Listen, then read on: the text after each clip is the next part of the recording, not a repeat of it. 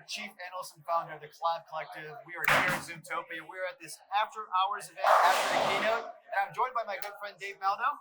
Hey, I'm Dave Maldow, CEO of 𝐿𝐴 Now, Dave and I have had a chance to go into his boardroom, and if you haven't had a chance to follow him on YouTube, you've got some of the best videos I see there, which is walking through some of these use cases and some of these things. You got some great vendor intros. That's great, right? Yep. But this time, we're going to talk about a unique area of Zoom that we found really interesting, right? Yeah. What are we going to talk about? The apps within Zoom Workplace. That app. And just like we talk about individuals working together as a team, we thought we would talk about the apps working together in that, just like you might in a game of foosball. So join us for a game of foosball as we talk about this. All right. I'm going to let you start. I'm black. You ready to go? You on yellow? Go. Start it. All right. So first thing we had going on here at this event was there was a new app announced, right? Yes. It was Task. Tasks. Yes. Tell me what your impression was of Task Task. is very exciting because it reaches across all the other apps. I know. And pulls all your tasks. You think, I've had tasks in this apps before. This is different. AI first. Everything's AI first. Right. And it looks in your emails. It looks in your meeting summaries. Right. It looks in your chat. It looks everywhere and says, this is a task, and puts it in a task list for you. And you have a chance to go back and edit it. Now, it's a pretty powerful story. Yeah, you get to do that again for yourself. Here's the thing I'm personally gonna wind up trying to figure this out. Just like when I first was introduced to meeting summaries, I have to learn to trust it. I gotta be able to understand that it's gonna pick up all my tasks. So like right now myself, my workflow is I have a pad of paper, and then I put them into another application right now. So I need to use this as my application and use to do it over. I think it can work, but I'm excited to do this. What's key is, it's when I'm working within that Zoom environment to really dive in, right? Yes, that's the key for all these apps is they're all part of Zoom Workplace. Right, exactly. All right, come on, go. Don't hold, you're like playing big games here. Oh, I'm gonna get it to you here. Oh, Hey! All right, next game. But now here's the next thing also. One of the things that came up, we've talked about this in the past, or they talked to us about, but Zoom Docs.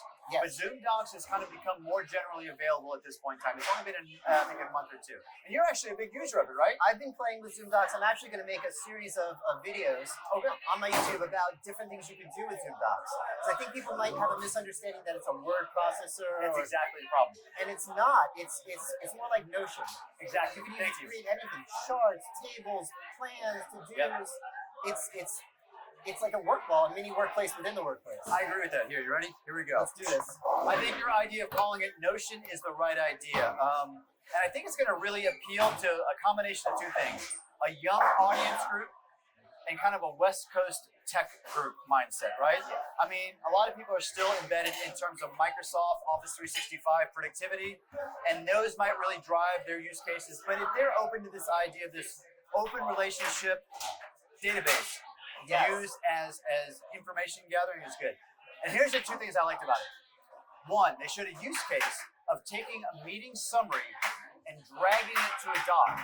And AI would automatically create the document from that meeting summary. Yep, that's pretty powerful, right? And pull to-dos from it, and pull tasks. Exactly. That was great. The second thing I think they would really help me too is when I use Notion for myself personally, it's when I've tapped into people that might already have a pre-established structure. It might be like a wiki, or it might be something else. I think what's going to be key for adoption is for them to have great use cases or templates for people to help drive and use.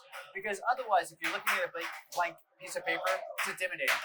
And something I've noticed, a little tip if you're using Docs, it has templates in there. Yeah. And I was a little confused by the templates because there's like 12 of them and I wasn't sure which one I should use. Yeah. I'm not using the templates, I'm using the AI. Oh, are you? So I said to the AI, I want to create a document that looks like this and that. I don't know which templates to use, just create it for me. And it created exactly what I wanted. So that is great. I never You're thought about needing that. templates. I didn't even think about that, right? All right. AI first. Where are we here? Last one. What else did they come out? So besides tasks and documents, I think also one of the things that we're kind of seeing, they announced before, was workflow automation.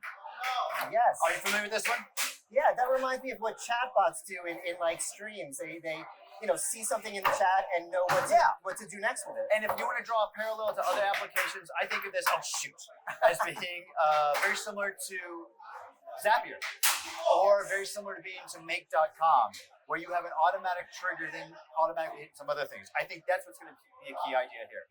Oh, one more thought on docs. There was one thing I didn't like about docs, and I actually created a video, which I haven't published yet. And before I had a chance to complain about it, Zoom fixed it. So my problem was I went into docs and I wrote a big prompt. Yeah. I want a document that does this and this and this, and you hit enter, and it created the document, but it deleted my prompt. And the way that I'm used to using ChatGPT is I have a conversation about the document. And so I got really mad, and I made this, I'll publish the video anyway, but why not? And I said, what I want is I want a panel on the side with my AI companion talking about the doc. And that's what they just gave us with AI companion 2.0. One of the key things they bring AI front and center. Well, okay. Much like my foosball game, well, I should say, they are doing much better than my foosball game. I'm losing 2-0 here, right? All right, let's go ahead and wrap this up, David. I really appreciate the insights. We're going to look for some more of these videos after this event from you, right? I'll have them up on my YouTube channel. Okay, perfect. Everyone, this is Craig there from the Collab Collective. Dave Maldow from Let's Do Video here at Zoomtopia. Thank you.